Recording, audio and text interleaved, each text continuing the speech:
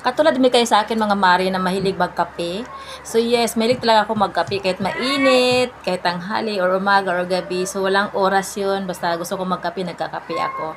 Pero dito lang ako nag-worry kasi ang kapeng ginagamit ko is ito lang talaga. Yung Lux Slim na macchiato.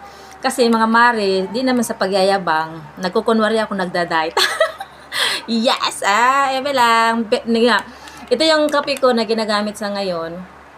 Tsaka matagal na akong nagagamit nito. Iba't ibang flavor nito mga mari. So, ito yung, ano siya. Hindi kasi siya matamis.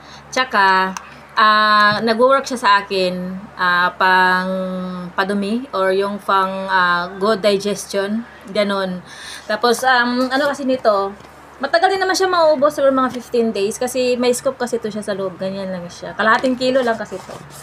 So, kung interesado kayong mag-try, so, subukan nyo, ano din to, kung nagda-diet kayo, maganda to siya kasi pag tinitake nyo to, di kayo nagugutom. Yes. So, minsan, di ako nakain. Pag umaga, di ako kumakain kasi ito lang yung iniinom ko.